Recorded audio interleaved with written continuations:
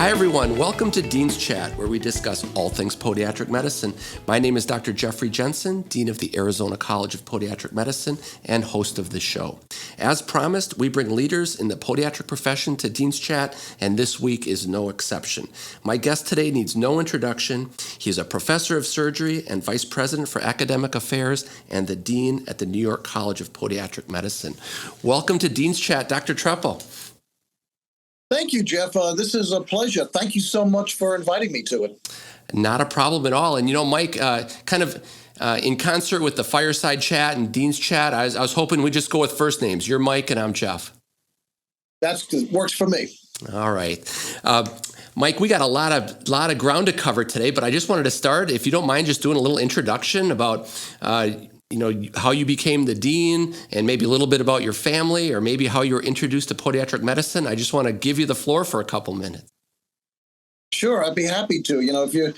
If you let people talk about themselves, they love to do so. So it's a great opportunity. That's what I teach the students too at school. Listen to your patients, what they have to tell you. It'll make you a much better doctor. You be quiet, listen to them. So we're on the other side of the table here now. But any event, yeah, I was born and raised in New York, in New York City. Never really strayed very far. I actually was born not more than 12 miles from where my grandfather was born. And family really just stayed put and hoping that my kids, 4 kids, are going to stay close by as well. And now that I'm in the grandfather business, it's even more significant to do that. But, I grew up, I'm a product of public education in New York City.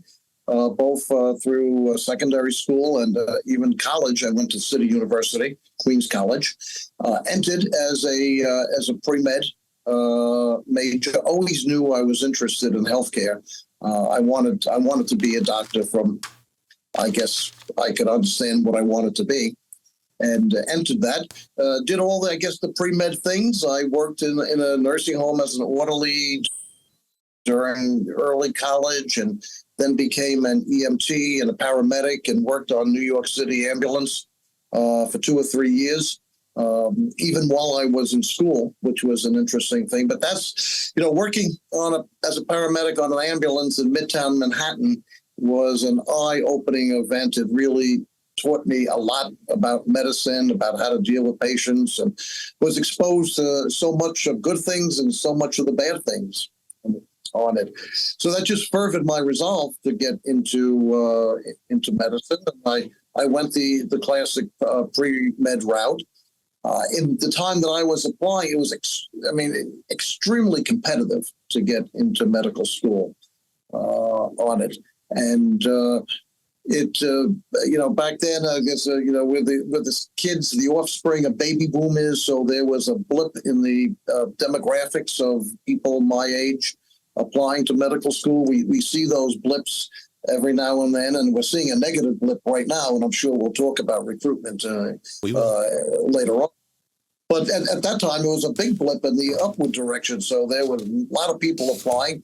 I was accepted to allopathic programs outside of New York State, and I just didn't want to leave New York State. I wanted to stay local with family, and that's what I did. I enjoyed my work as a paramedic, and I was able to do that on the side. So I didn't want to leave to go out of state. And in a pre-med, in a pre-med club, sip of water here. Yep, no problem. I'm going to do the same. By the way, Mike, I'm going to send you one of these Dean's Chat cups when we're done. Oh, I'll display it proudly. Excuse me. I don't know what's happened to my voice here.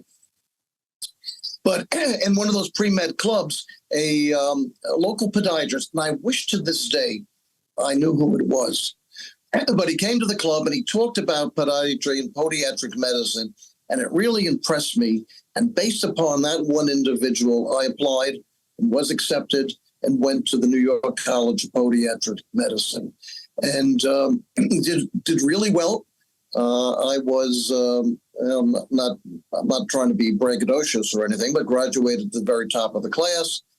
Back in those days, there weren't many residencies to go around. In fact, out of my class of 106, I think only about 25 of us got residency programs in that day. And not only was I fortunate to get a residency program, but I had multiple years of training through the college and its affiliated hospital. So again, I didn't leave home. I make it the joke that I went to podiatry school overseas across the East River from and did well there, and then stayed in the college's residency program, and then I got invited to join the faculty. Wow, I was going to ask you that. That's special to stay in education. Yeah, it really was. I knew, I liked it there. I liked the people. So I joined in the surgery department and was a junior faculty member in the surgery department. And then I look back, it's really crazy, but there was a opening as in the chair of the department of surgery. The chair at the time, Dr. Giorgini, was part-time, and the CPME was requiring that department chairs and administrators be full-time in nature, and he couldn't do that. So he was going to step down that position, and I got along really good with him. And so I was tapped to become, actually at a very, very young age, chair of the department. And that's where I developed a lot of the educational skills and methodology. And I stayed in that position for 10, 12 years. And then I was invited to apply for the dean's position. That was in 1992. Wow. And was appointed vice president for academic affairs and dean. I made the absolute conscious decision and kind of an ultimatum that I wasn't going to sit behind a desk and be a pencil pusher, that I absolutely wanted to stay in clinical medicine. I needed to teach classes. I needed to be in the clinic. I needed to be in the hospital. I needed to take on call, because if I was going to, prepare students for, I needed to be involved in it. And if I was going to understand the trials and tribulations that faculty underwent, I needed to see what they were experiencing as well. So to this day, I still, active in the clinic, active in the hospital. I don't ask anybody to do anything that I wouldn't do myself. So I take call.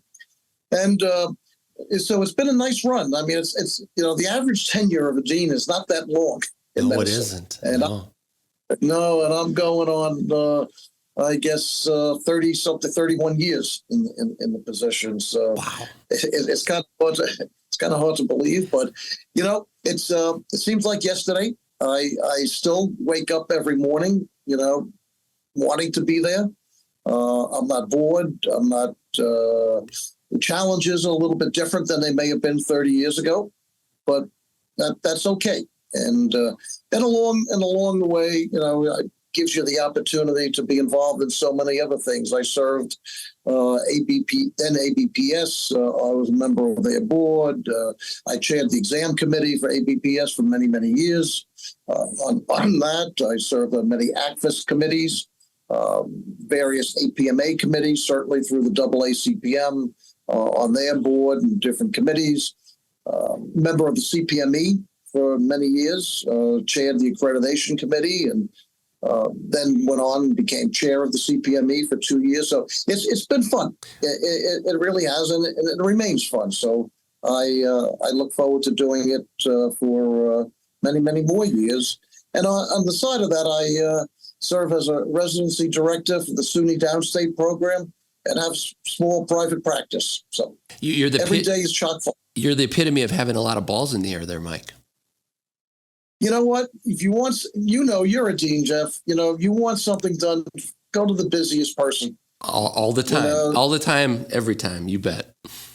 Hey, Mike. You find the busiest person, they'll get it done. Absolutely. See, I've got, by the way, my wife and I recently joined the ranks of grandparents. So I get that. Congratulations. Thank you very much. That's wonderful. You savor every moment of it. Oh, absolutely. So Mike, I wanted to see if we could spend a couple minutes talking about the evolution of the profession, because, if 25% of your class got residencies, I graduated from the California College in 91, and there were 88 two-year surgical positions available at that time out of 550 graduates.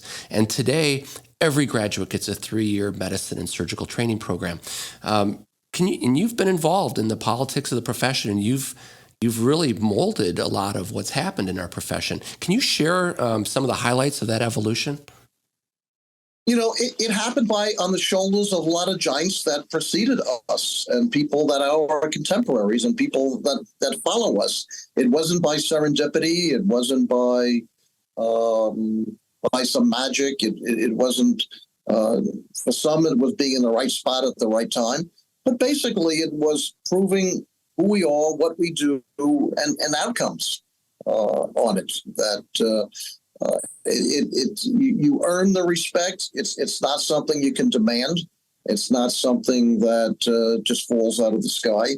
So a lot of hard work, a lot of innovation on it, a lot of the colleges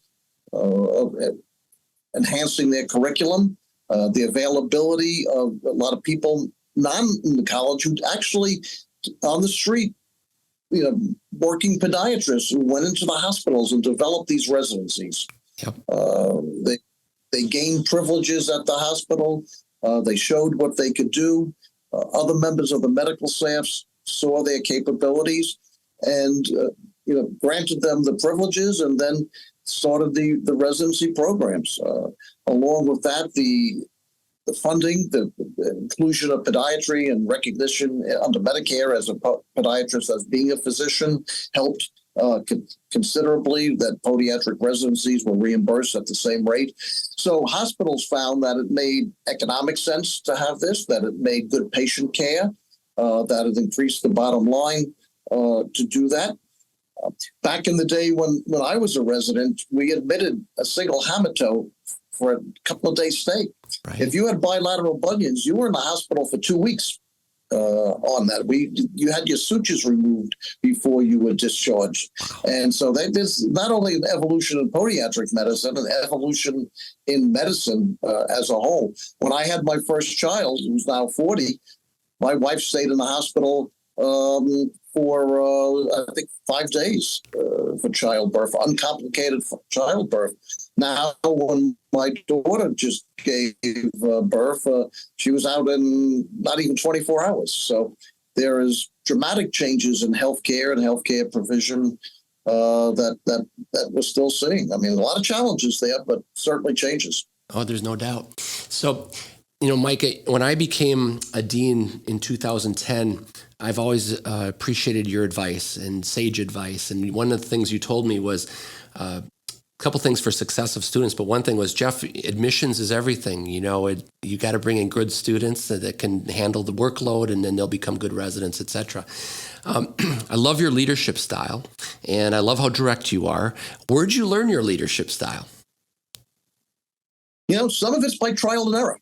You get some role models around. You listen to people.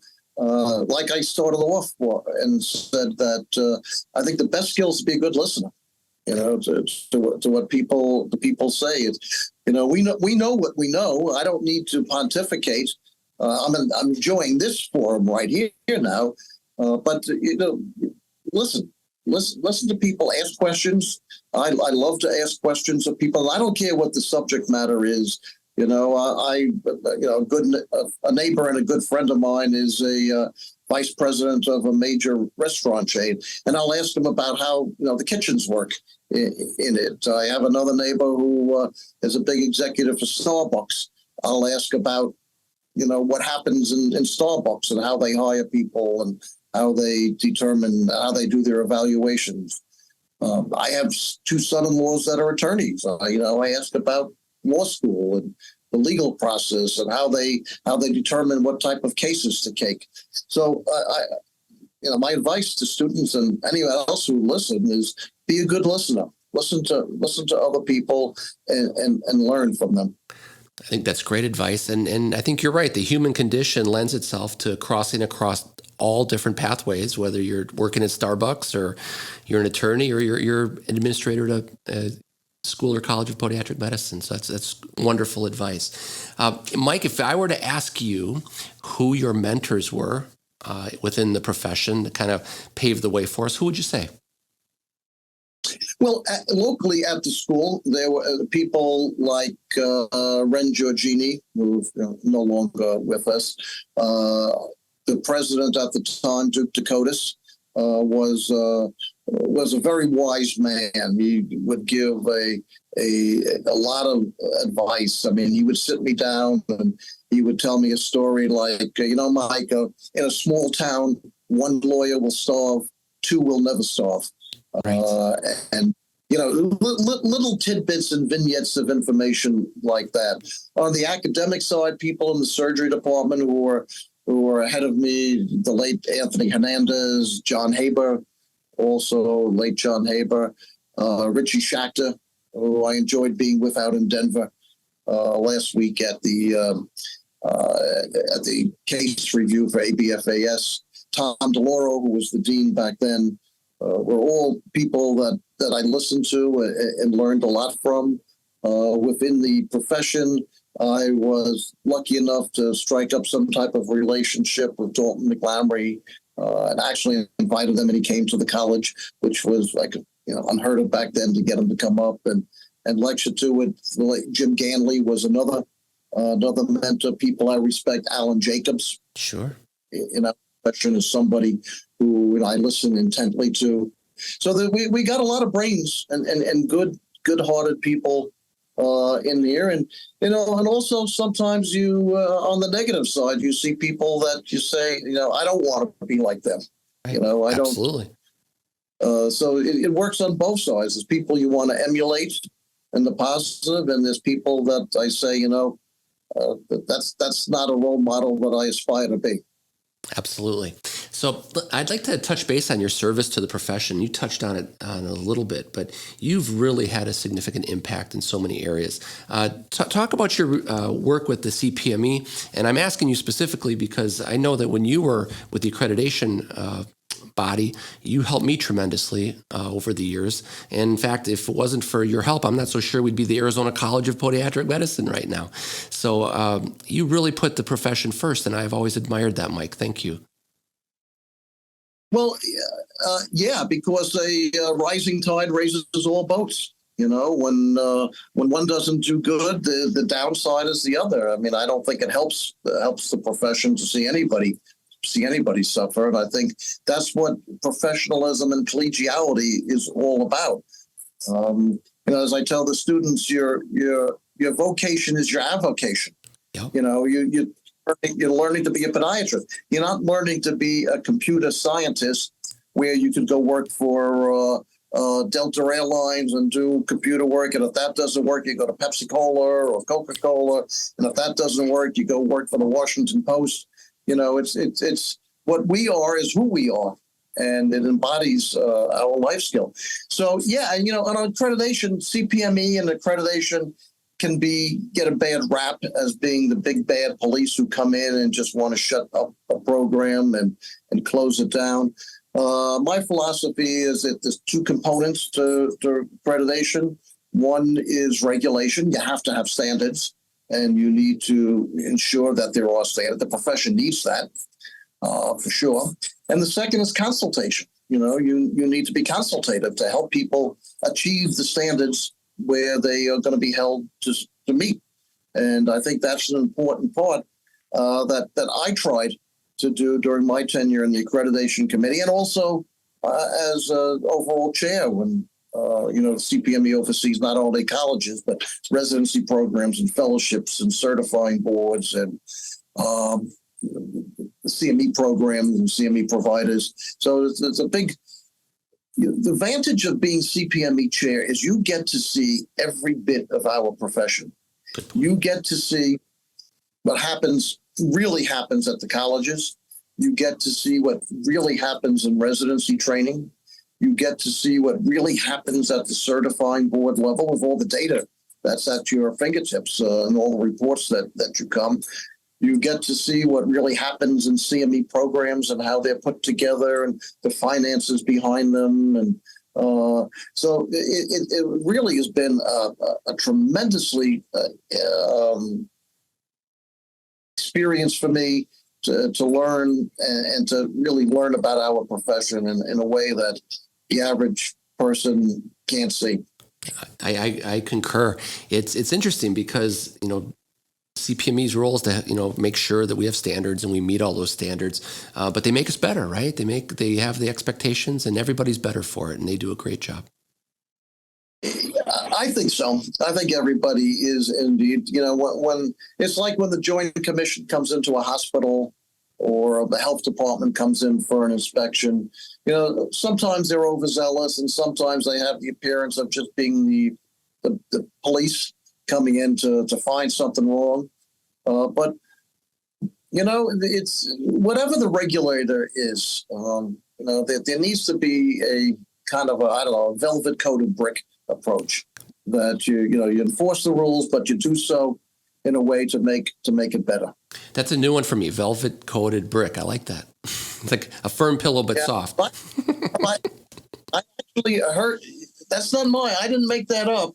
When I was a junior faculty member, we had an educational consultant that came into the college to talk to the faculty and was talking to administrators, and when talking about doing evaluations, kind of used that term, and it stuck with me. It's going to stick with me too now. That's great. So, Mike, you've mentioned the students. What are some of the efforts you've always put forth to make the students first? I mean, we exist for the students, right? We're here for the students. We want to make them the best residency-ready students we can. What are your thoughts on that? Well, I think you want them to respect you. You want them to be your mentor, but you got to look sometimes in loco parentis. There, it's not always what they want, because everybody wants. Well, for example, today, a couple of students said to me, this is a stressful time of all the finals and everything. Can't we make these courses pass-fail? And so I looked at them and I said, yeah, we could. It's possible, but look at it. And I use the analogy. I said, it's like a drug fix, short-term relief, pain relief, but horrendous long-term consequences. We don't want to lower the bar. It's not going to help you on that. It doesn't help the good students and it doesn't help the bad students. There is reward in performance, and we got to reward good performance. And what are the rewards? Scholarship money, class rank, dean's letters which go out, residency directors look at that and reward it.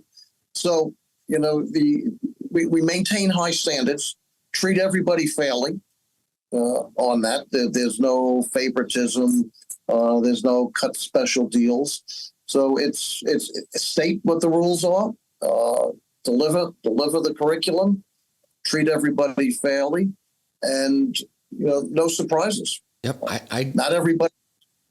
Not everybody's happy all the time on that, and but we're not looking to lower standards. I don't think that helps anybody.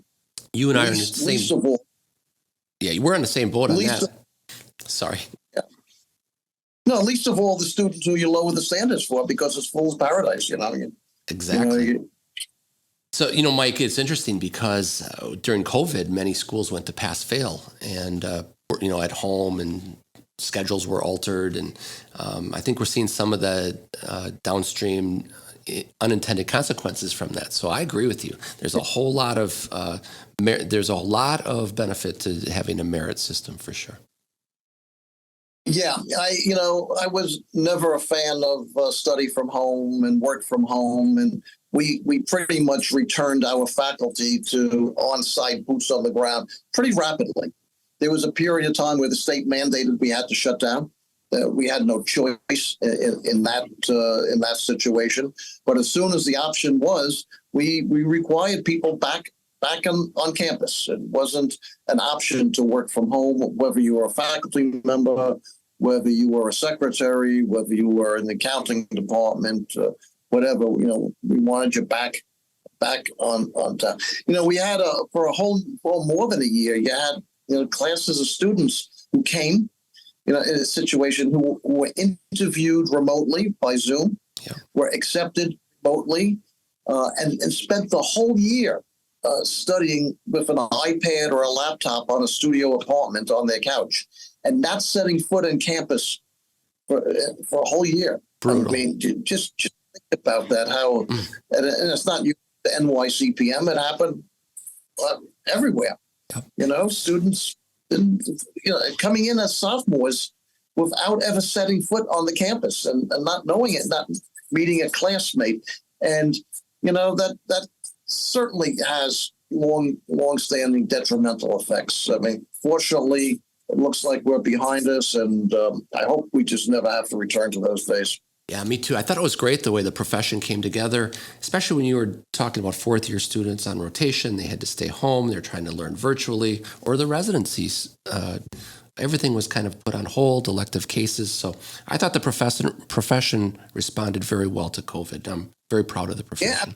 Yeah, our residents during the height of COVID, I mean, they did 0 elective cases. And they were commandeered to work in the intensive care units. I mean, and it really was. I mean, in the hospital. In fact, in the initial thing, you went on events. That was it. Yeah.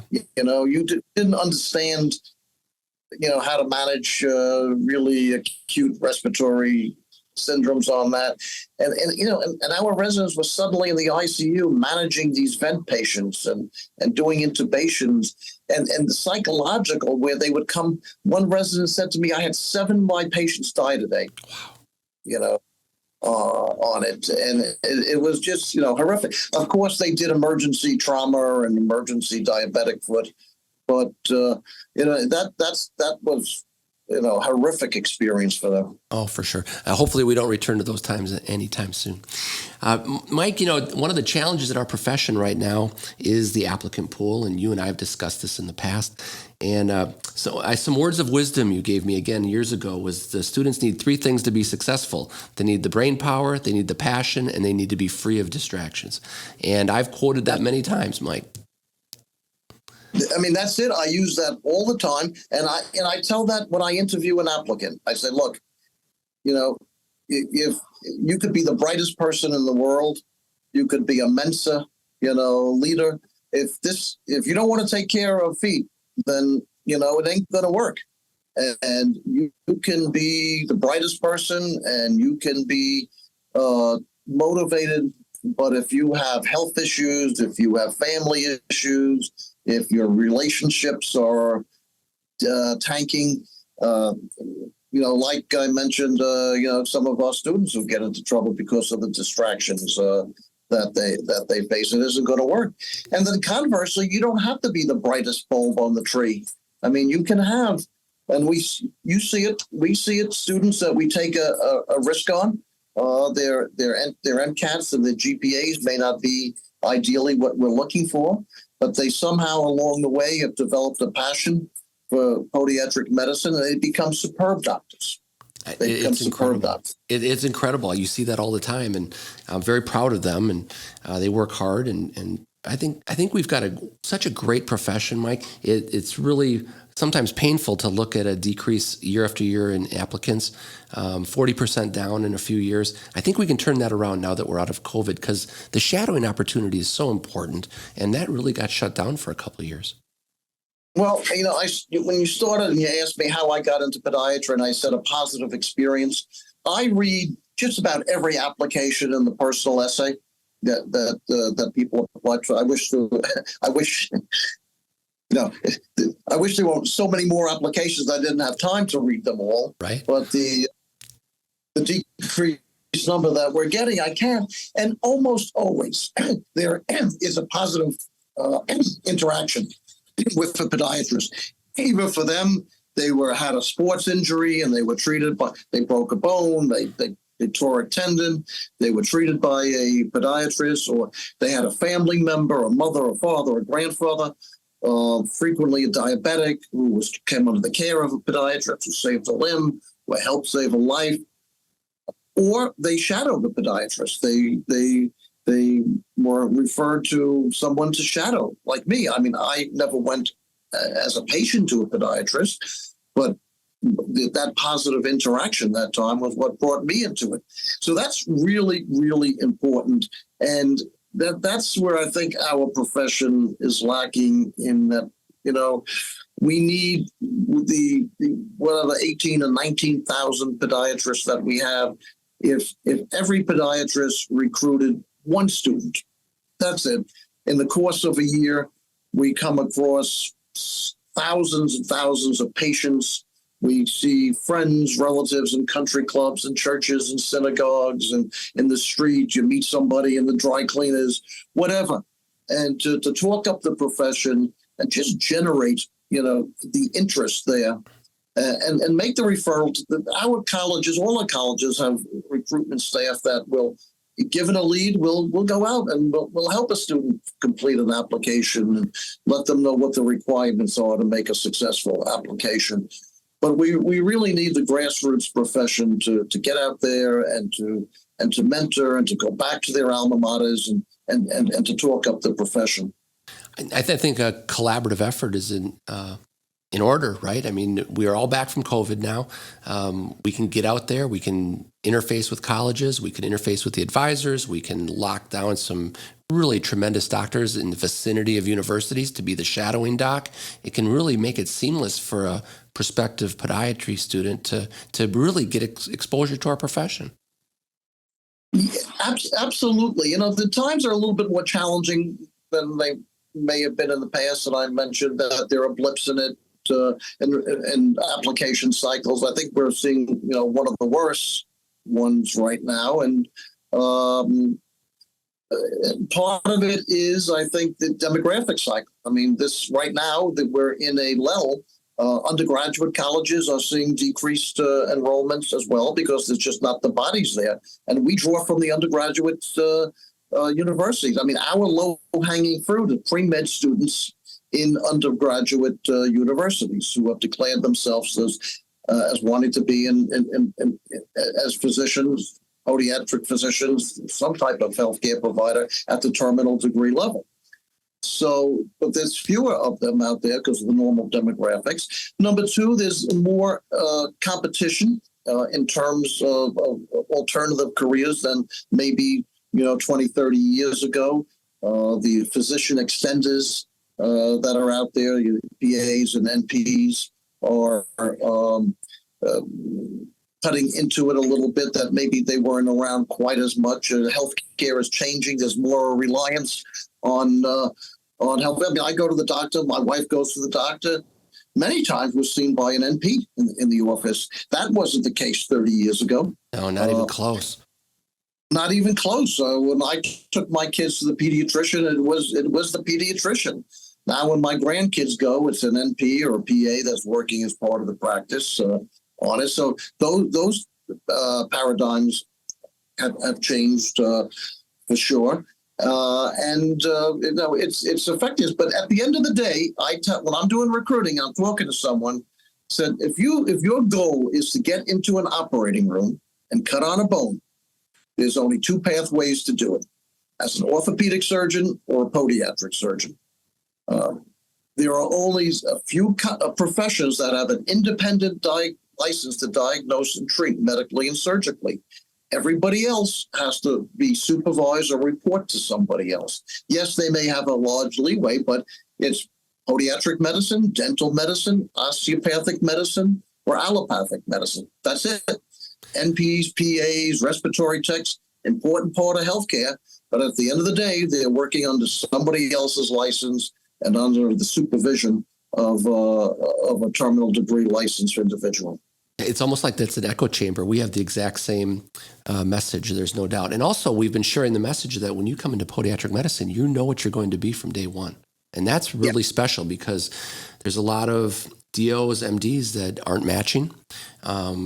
If you want to be in a surgical specialty, like you said, it's not guaranteed if you go the DO route, for example. So I think we're coming into a time when we can really make a difference, Mike. And I think we've got the right people around to make that difference. And coming out of COVID, I think we will. I don't know if I'm going to see it in my lifetime, or at least my professional lifetime, is that this idea of a limited degree education that, we've kind of mastered that. I mean, we have full body knowledge, but like you said, you know what you're going to be on it, and we train you towards that. You're not competent to do it at graduation. Of course, we now know that, you need those additional 3 years of training and sometimes even more to perfect what it is we do. But you know what you're going to be, and you're trained to be that. Absolutely. And I suspect we're going to be seeing more and more of that as time goes by to do it. I think you're right. Hey, shifting gears just a little bit, Mike, what do you do when you're not focused on podiatric medicine for fun? Just hobbies, family? What do you like to do? Yeah, family is really the majority of it. I'm fortunate. I have 4 kids, 5 grandkids now. They all live in close proximity. I mentioned before, kind of our family tradition is, I saw my parents take care of their parents. We took care of my parents, and now, I'm no longer a sandwich generation because I'm the senior. You're the top of the bread. You're the top of the sandwich. Yeah, which now, but spending a lot of time with family. We like to travel. We're about to in June. We're going to take a 2-week river cruise in Europe, so we're looking forward to that. So we like to travel. I like to spend time watching my grandkids now play baseball and softball and field hockey and gymnastics. And so that's really when I'm not working. That's what I'm doing. Sounds like a great life, Mike.